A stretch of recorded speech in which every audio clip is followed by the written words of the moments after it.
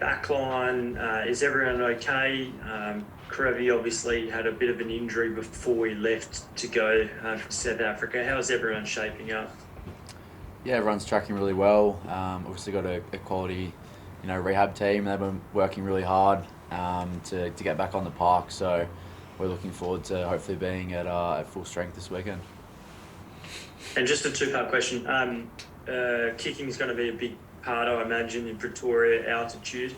Tell us a bit about, is there more kicking, do you think, under an Eddie Jones coach's side? And secondly, how important is experience?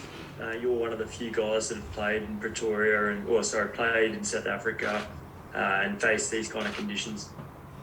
Yeah, it's obviously it's a big part of the game over here in South Africa. Obviously, the ball travels a little bit further. I think South Africa traditionally have been a very good kicking team. They put a lot of pressure on teams through both contestable and long kicking, and we'll need to be smart in terms of how we counteract that, and also how we put pressure on them through our kicking game. So it'll be a massive part of the game, as it is in most Test matches, and hopefully we can come out on the positive side of that kick battle.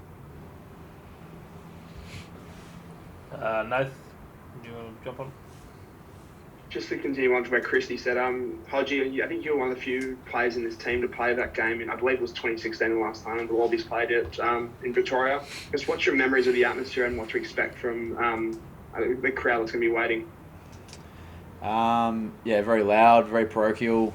I remember last time, I think 2016, it was a full house in Pretoria, and everyone's cheering the Springboks on. So really just means that we got to connect as a group. We're the only Aussies out there, and make sure that we're as a squad of 23, and also an extended squad, we're coming together to do whatever we can to combat what's probably going to be a pretty tough atmosphere to play in front of. But also, I guess in that respect, it's exciting, and have the chance to go to Pretoria and hopefully get a win is something that excites the whole squad. And Rob, for yourself, you're one of the Brumbies that came in later into this sort of camp compared to, say, maybe the Reds and Waratahs guys. I'm just wondering, do you notice that belief when you came in that this team can become the first Wallabies side to win in Pretoria? Yeah, I think from our April camp back then, all Eddie was talking about was belief. And I think, when we came straight back into camp, that's all the boys were talking about. And, all the boys are confident as well. If we don't believe ourselves that we can win this game, then who else is going to believe in us? So, I think the belief is strong in this team, and just hoping we can play a good game this week, and hopefully get the win against South Africa. Mel, did you have something? Hi guys. This question is for Reece. Reece, I just wondered if you'd seen the South African team that's been named. Obviously, they've named Manny Libok as their fly half, who's only played 3 tests there. So I just sort of wondered, I guess, what you knew about him, and maybe if it might change your approach to the game, or what your expectation sort of is in the way that the Boks are going to play. No, I think obviously Marnie got a couple of tests in the spring tour or the autumn internationals last year, and played really well against Italy, I think it was. He's a quality player. Obviously been playing really well for the Stormers for a number of years now, and then putting his hand up for selection, and he hasn't let the Springboks down when he's got a chance at test level. So we know they've got a lot of depth in a lot of positions in the back line, probably the same in the forward pack as well.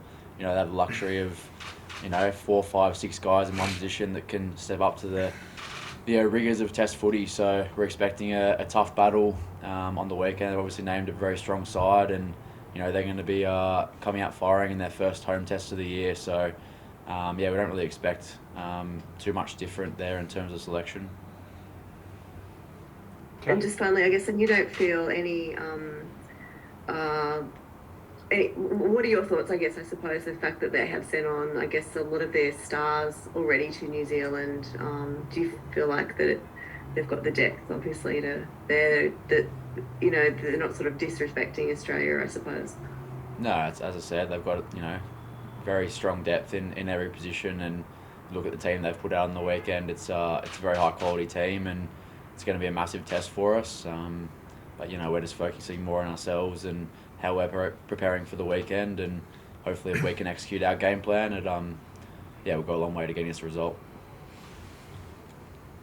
Thanks. Apologies for my pronunciation, but Carniso, if you wanted to ask a question. Thank you very much, Marty. Good afternoon, guys. I'm Reece. You've spoken a bit on mine in particular, but where would you rate a Damien Willemse? Because I think he's a player you would have come across towards the latter stages of Super Rugby. What have you made of him and his development as a utility player for the Boks? Yeah, he's obviously a really quality player as well. Kind of met Damien probably 5 or so years ago, and he was a young guy coming through, playing a lot of 10, a bit of 15, and now we've seen him play it in the centres at test level and also thrive at 10 and 15 as well. So obviously him having on the bench there, they've the ability to come on and spark some attack, whether it's at 10, centre or 15 later in the game. So he's someone that we definitely got to do our homework on, and know that he's going to pose a threat there when he comes on the field, but just bring it back to ourselves again, make sure that we're prepared, our game plan, and whatever they throw at us in that second half when he's on, hopefully we can look after it. Thank you. Nathan, you have your hands up there. Thank you. Good day, gentlemen. Rob, Kiwi Ben O'Keefe will be in charge of the whistle. Anything that stands out about his refereeing and officiating? Nah, nothing. Obviously, I had a game for Brums a couple of weeks ago, and I think he copped it a bit from the crowd and spectators there. But the ref's call is final, and I backed him in all those calls as well. So that's part of rugby, and I hope he goes well this weekend as well. Reece, I check you guys had an early gym session this morning. I'm not sure if it was this morning, but anyway, on the topic of your coach, Mr. Eddie Jones, he's got quite a reputation across the globe. How has he been as a coach thus far in bringing the team together in a very short period of time? And we can maybe talk about his personality as one can. Yeah, I think one thing that Eddie's brought in is a lot of detail. He's one of the hardest workers I've come across. He's very meticulous in the preparation, both in the last few weeks of camp for training and also leading into the first test. He's pretty impressive, and all the assistants as well have been working very hard to prepare for this first game and for the rest of the campaign. I think the other thing that sticks out for Eddie is he's actually pretty funny. Gets the boys laughing quite a bit in camp, and it's always good for the vibes when he cracks a joke in a team meeting or something like that. It's been a good environment to be a part of. One where we're working hard but also having a bit of fun as well. Last couple lastly, online, Rob, sorry guys, thank you. Sorry, Jan, we might jump to you, please, mate. Thank you. Reece, this is a bit more personal. Jan de Koning, Rugby 365. I don't know how many times you've kicked at altitude, but can you remember what's the longest kick, both in terms of distance out of hand and in distance at poles that you landed successfully? I can't really give you a number there. I don't know if I can give you that headline, but I've been practicing a little bit this week. As we always do at altitude, and the ball definitely flies a little bit further. So I think the challenge heading into the weekend is making sure that myself and all the other kickers in our team can get some positive results, whether that's infield kicking or going for poles as well. So it's exciting for a kicker. Obviously, you get a few extra meters, a bit of bonus at altitude, and we'll see how it pans out on the weekend. So you're comfortable lining up a few inside your own half? Yeah, definitely. Morgan, did you have a question?